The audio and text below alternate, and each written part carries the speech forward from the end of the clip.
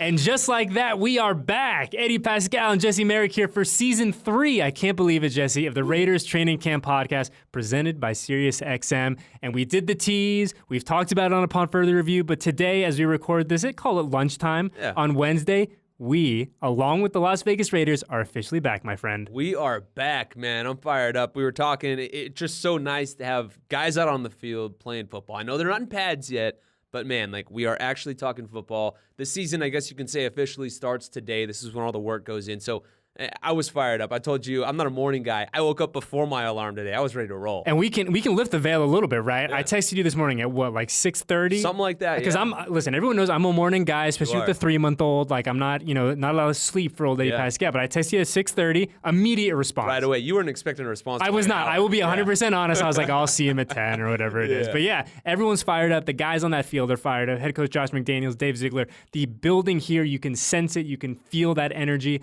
And it's a good time of the year. It's an exciting time of the year. So let's just dive right in. First practice officially in the books. The Raiders went 90 minutes today, kind of ramping up, gearing up for the marathon that is training camp. So we go 90 minutes today. We'll go a little bit longer on Thursday. We'll go a little bit longer on Friday until eventually we are at our full session. But I guess let's begin here because we've danced around it now. We've found creative ways to kind of not discuss it.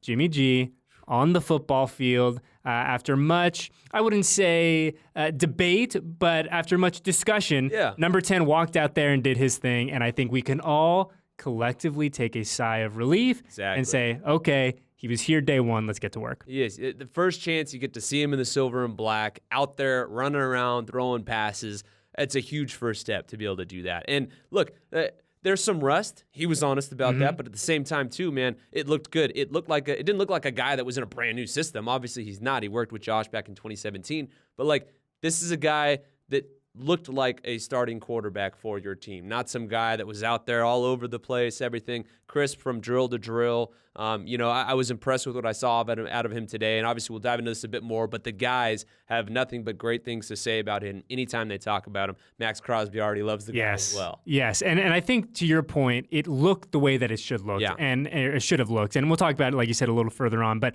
it really felt like a good start for not only Jimmy, but for everyone else that was out there, right? There is no one, myself included, who expects this to be a perfect 10 out of 10 masterpiece on day one of training camp, but there were no moments of, oh boy, it was okay.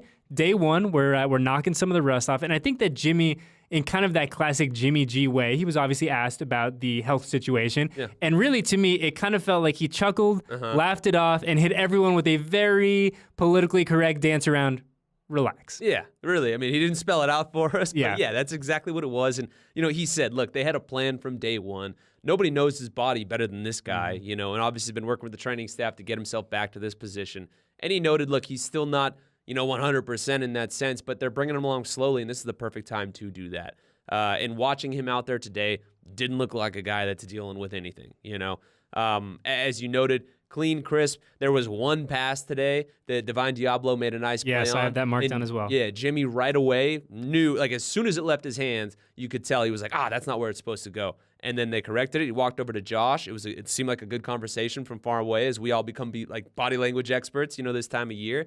And then you move on from it, and the rest of it just looked crisp the entire time. Ball where it's supposed to be. Like I said, outside of that one, I was impressed. Some people may concentrate on that one throw, but there were a lot of throws out there today that looked great. Yeah, and we talk about just the optics of everything. We talk about, like I said, this is how it kind of should look more or less. I think for me, one of the more, fun moments of training camp, because we're going to get into the fun moments of training camp because training camp is long. You know that as well as I do. But I thought it was really interesting this morning when Jimmy and the rest of the guys come out onto the field. And, for camp, they kind of trickle out by position group, and some guys are out super, super early. Some guys just need a few minutes. They handle all of the work inside. But Jimmy hits the practice field, and we have fans in attendance today.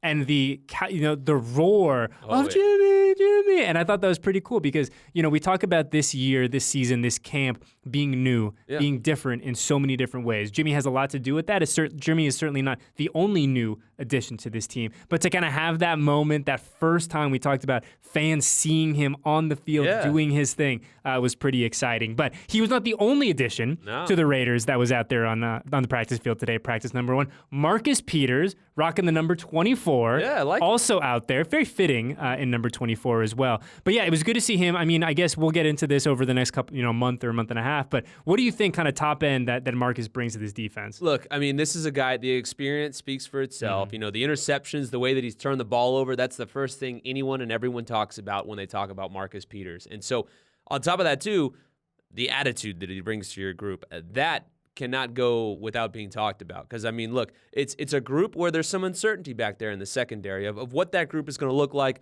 who's going to take hold back there. Marcus Peters comes in and instantly adds that, edge to your group, and I always say, corners are usually the craziest guys on your team. No matter what level you're playing at, those guys have to be nuts.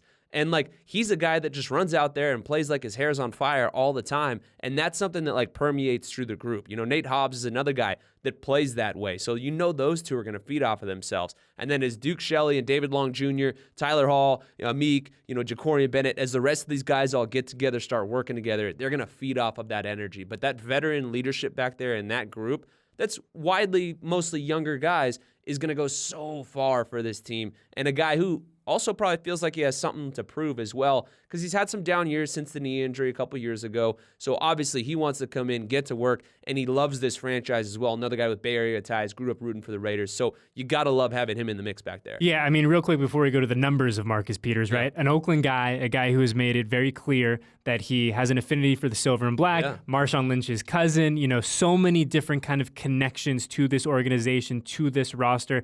Max was talking about it. They share the same agent. So Marcus Peters felt like one of those guys who at some point down the road would become a Raider. That point has arrived. But we look at the numbers. Dude with 32 career interceptions, a guy that has really made his money, made his mark in the NFL, taking away the football. And candidly, now he joins a group that had a hard time doing that, that has had a hard time doing that. So we talk about kind of guys feeding off of each other. It'll be really interesting to me during camp because we know it's going to happen, whether it's tomorrow or a week from now. Marcus Peters is going to have an interception. 100%. Right? He's going to have a practice pick. How did the rest of the DBs respond to that? How does Meek respond to that? To your point, how does Duke Shelley, how does Brandon Faison, how does Nate Hobbs, who hopefully we see back on the practice field sooner than later, how does he respond to that? Can we get these? We hear it all the time. Turnovers come in bunches, even in practice. So let's see what the Marcus Peters effect is in kind of that realm. Exactly, and that's the thing. This staff, these players, everyone, they haven't ran away from the fact that they need to force more turnovers on that side of the ball. And something like that starts on the back end in the secondary. And so bringing in a guy that's got a history of doing that is massive. There's a big skill set to that. A lot of these guys, they're DBs for a reason, man. They're coming from a former receiver. These guys, you move to DB because you can't necessarily catch the ball. This guy can obviously do that and has done it throughout his career. So I am very excited to see how they feed off of it. And also, too, Max talks about it a lot, and he talked about it when talking about Jimmy today, that he's a dog, an alpha-type player. You need those type of guys in each group because, there's obviously the team as a whole, then the offense and the defense, but there's many groups throughout the entire team. And you need a guy that when he speaks, everyone listens. And that's what Marcus Peters is for this group. Because, again, the resume speaks for itself. Not many guys in the league can say they've done it at that level before and at multiple stops, too. So his game is transferred over.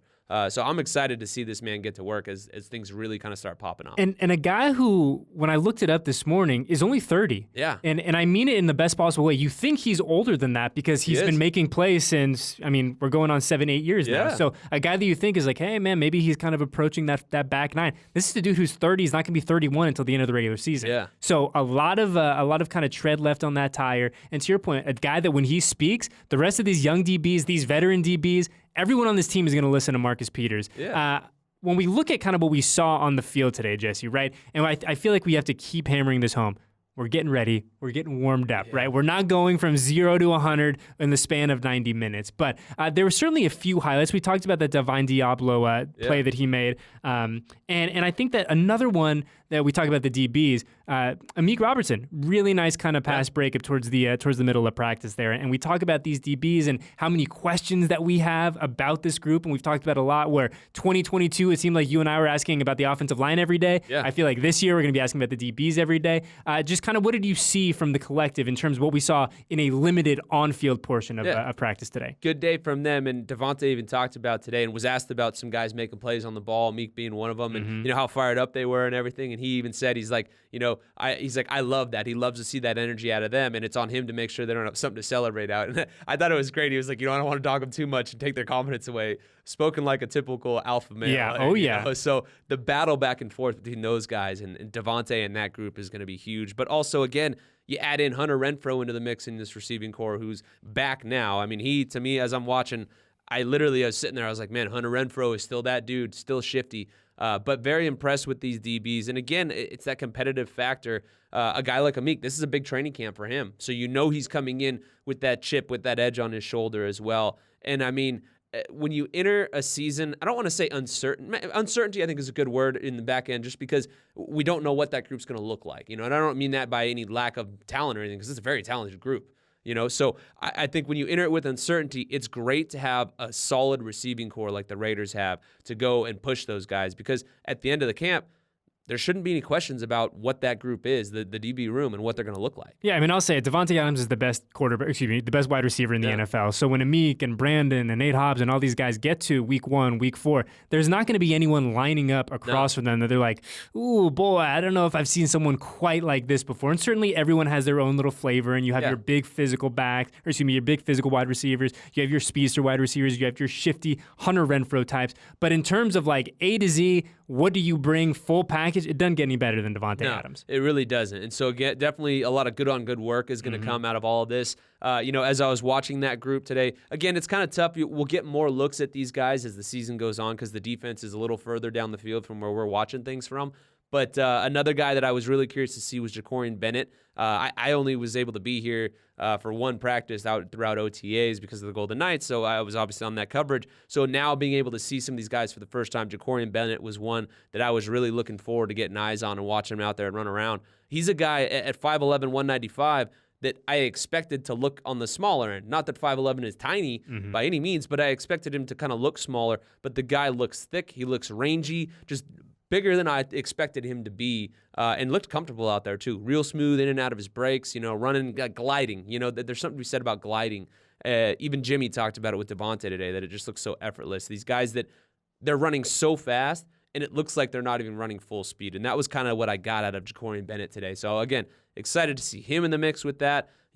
Nate Hobbs, when time moves on, as we continue to see him healthy, and just the different guys in that defensive back room. Brandon Faison, another guy that, to me, you're always reminded, like, we know what these guys look like, the guys that have been on the team, but you're always reminded, and I was like, oh, I didn't realize how long Brandon was. Yeah.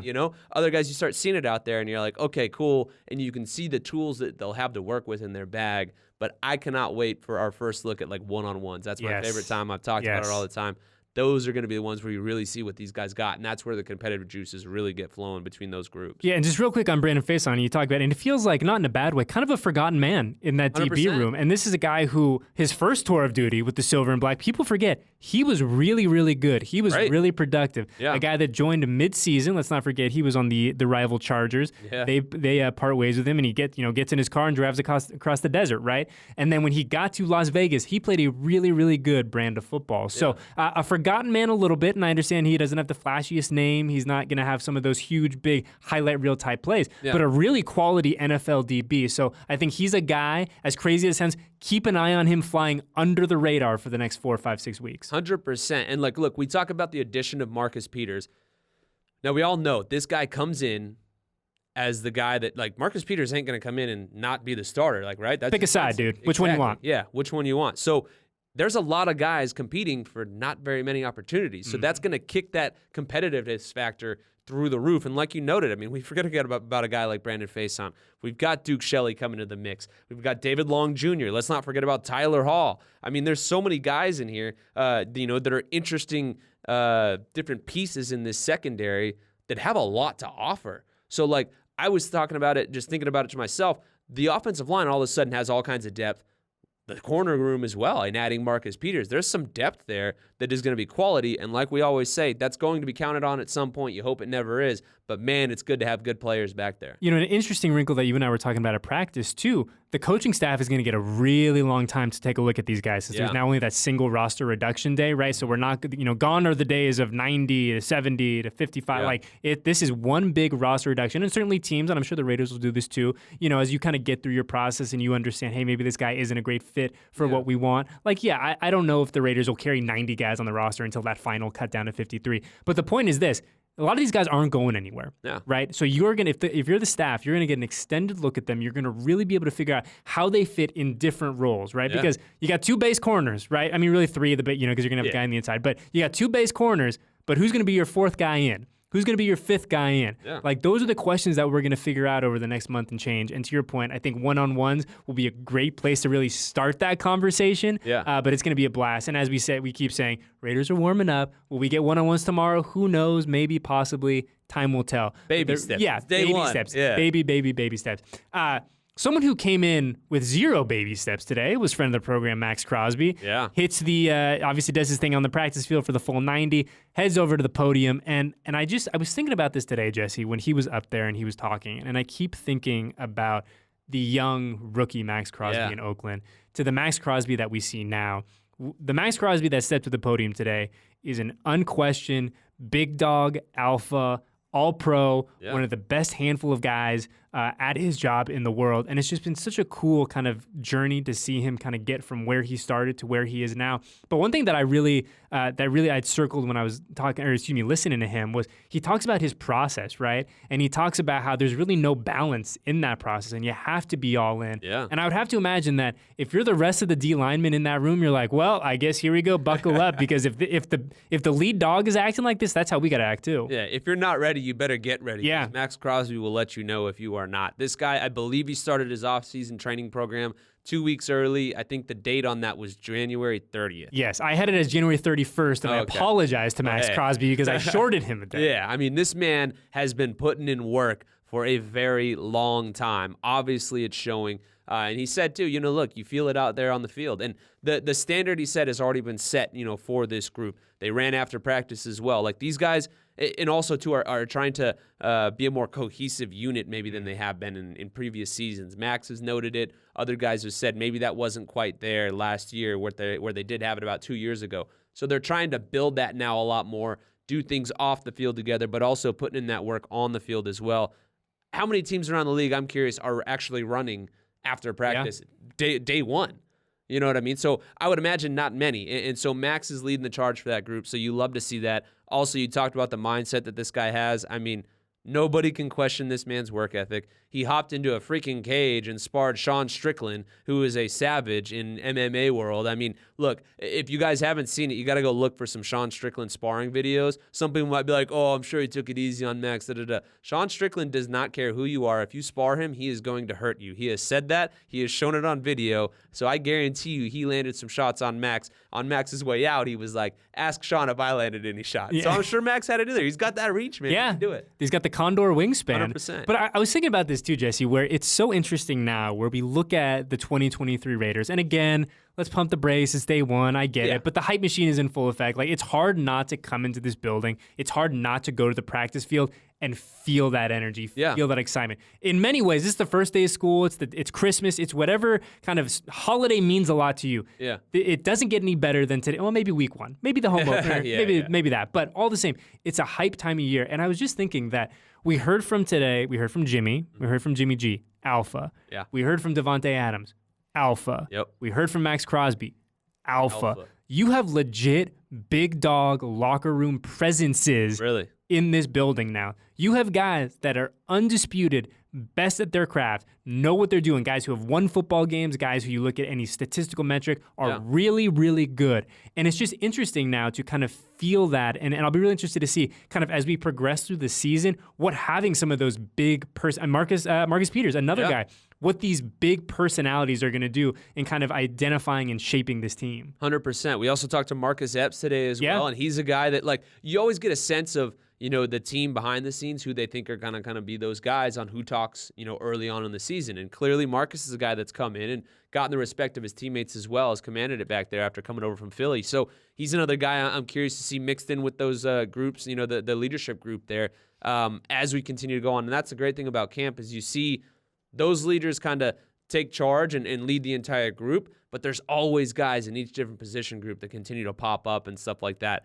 So I'm curious to see as we go on throughout the rest of camp, who else we kind of see emerge as those alphas, as those dogs that are loud at practice, kind of pushing the rest of the team. And that's kind of one of the fun things is where you really see the team start to develop, because this is really where the framework of this coming season is built. Yeah, and I mean, we talk about it all the time, from 1 to 53. At some point, you're going to call on every single guy on that active roster. And just, I want to shift super quickly. I know we've talked about Jimmy a lot, but we look at that quarterback room now, right? We got Jimmy and Brian Hoyer, who, as you said, perhaps the best cleat heat on the roster as of right now, and the rookie Aiden O'Connell with the phenomenal 10 out of 10 mustache. Yeah. But I saw an interesting tweet that came through the old timeline the other day about how the Raiders now entered this season with 3 quarterbacks on the roster who are not here last year. First time since 1999 that the Raiders are coming in with a new quarterback room.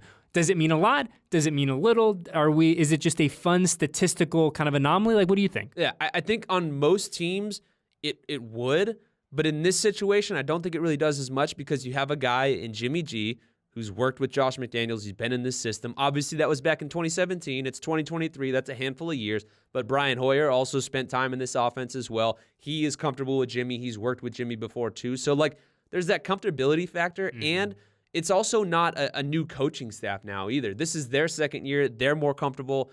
Your top players, like a Devontae, he's been in this offense already. He even said it's kind of like a whole new world for him. It's no more of the, how do I not mess this play up? Now it's, how can I add my own kind of spin on it? And that's a scary thought when you think about Devontae Adams. If Devontae Adams is going to have a franchise record-breaking year and he's still figuring it out in 2022, what does 2023 look like? Exactly. So, that's one of the things where you realize that Devontae now has a much better kind of bird's eye view probably of this offense, rather than maybe kind of just looking at it through a straw, trying to figure out how can I fit in and how can I, again, not mess this up. So having that will bring Jimmy and the rest of the guys, in that quarterback room along as well. Because, again, it's new, quote unquote, because he's here for the first time and working with him for the first time since 2017. But I don't think it's like new, starting from scratch, new coaching staff, everyone starting on page 1. So I think the learning curve in terms of getting comfortable with this offense again and reintegrated is going to be so much faster than it would be in another quarterback room, where that stat rings true for some other teams as well, probably, but not this one. I don't see it as too big of a deal. Yeah, I agree with you, and I think for all those reasons, right? There's a lot of familiarity there. It feels like even though there's a lot of new faces, that they're guys that are either connected to Josh or connected to this place or connected to Jimmy. Like, there's a lot of kind of cross-pollination in the best possible way. So is it a statistical oddity? Yeah. Is it kind of fun? Is it great fodder for conversation? Absolutely. But, 6 months from now, I don't know if that'll be the story that we're singing. But, Jesse, when we look at today, at day 1, is it fair to just kind of categorize today as a good start? I mean, that's really, to me, kind of what it felt like. It just felt like a good start. It certainly, guys, we're not flying around at 1,000,000 miles an hour. We didn't see one-on-ones. We didn't see a lot of some of those little fun, pieces within a practice. But it felt like everyone's here. Yeah. It's a good start. It definitely did. Last season, for instance, it was easy to see, okay, this is practice number 1 with a new coach where everyone is learning this offense. You saw snaps on the ground from time to time throughout camp. I don't think I saw any snaps on the ground today. Yeah, I don't think so. As, again, another thing that's important is Jimmy working with Andre. And he talked about that a little bit. Yeah, exactly. And that's huge, because getting comfortable with the cadence and everything like that. So I think 100%, in terms of first days, this has got to be up there in terms of the grading, by Josh McDaniels. He's got to be happy with what he saw. Also, too, look, coaches yell, they get mad. I didn't hear any of that from Josh today. Mm-hmm. So, that's a good thing as well. Yeah, I mean, we talk about being body language experts, right? Yeah. It felt like energy was good, optimism was there, certainly things to improve, to get better at. We've said it a million times, this is not a finished product on July 26th. Yeah. But in terms of overall feel, overall energy, if you're Coach McDaniels and the rest of the staff, you got to feel pretty good about today. Yeah. And now you're like, okay, let's start stacking days. So let's look ahead in terms of stacking days, what the Raiders have coming up. They're back on the practice field tomorrow. They will practice Thursday. Tomorrow's Thursday, right? Yeah, days are all checked up. Yeah, exactly. Thursday, They will practice Thursday. They will practice Friday. Friday. They will practice Saturday, and then they will have an off day, their first league-mandated off day on Sunday. Yep. So we're in a nice little stretch here. We're going to warm up. We're going to ramp up. And before you know it, those pads are going to come on. And, man, it is going to be a whole lot of fun. But speaking of Saturday, Jesse Merrick, just a friendly reminder for our friends at home that football is back. And you can celebrate by watching all 32 teams, including your Raiders, as they take the field for training camp back together weekend. NFL Network and NFL Plus have you covered with coverage on July 29th and July 30th. Additional coverage on ABC and ESPN. Go to NFL.com/back-together weekend for ways to watch, as well as Raiders.com, my favorite place, for extensive coverage all year long. Jesse Merrick, where can the people find you, in addition to being on the aforementioned Raiders.com? What do you got cooking? It's always fun hanging out on Raiders.com and all your guys' social channels and whatnot, but obviously my day job, News 3, I'll be talking all things Raiders really now and until the end of the season. Yeah. This is our bread and butter. I love football, so that's my thing. So obviously there and on Twitter as well, at Jesse News 3 LV. Try and give you guys whatever insight I can provide. And also videos from practice. I know the fans love that, getting a shot to look at these guys for the first time. Jimmy in particular. So definitely find me all over there. Yes. Well, I'm excited, dude. This is officially day one is in the books. Training Camp Podcast, episode 1 is in the books. We have a lot of fun things coming up, coming down the pipeline over the next month. We have joint practices. We're going to have preseason. It's all coming. It is all coming. I cannot wait. It's going to be an absolute blast. And I'm happy to do it again with you for season 3. Can you believe it? It's We're crazy. Getting old, bro. It really is, man. When you were saying that in the intro, I was like, wow, it's really been 3 years. So third time's the charm. Third time's the charm. We figured out the rhythm by now. We got the rhythm, we got the cadence, we're doing the dance, and then hopefully, we always joke, last year, by the time we feel really good, it'll be the regular season, and we'll see you in a year. But I feel good. We're coming out of the gate strong, just like the Raiders. And me and you are going to be back together, I believe, early next week following the off day. So we're going to have a few days to watch, observe, practice. By then, I have to imagine we're going to see one-on-ones. We're going to have to see another kind of increase in intensity and activity. And, man, we're going to have no shortage of things to talk about. So for Eddie Paskal, my guy Jesse Merrick, everyone else at Silver and Black Productions, thank you for hanging out with us. And we will see you next time, as I said, early next week for our next episode of the Raiders Training Camp Podcast presented by SiriusXM.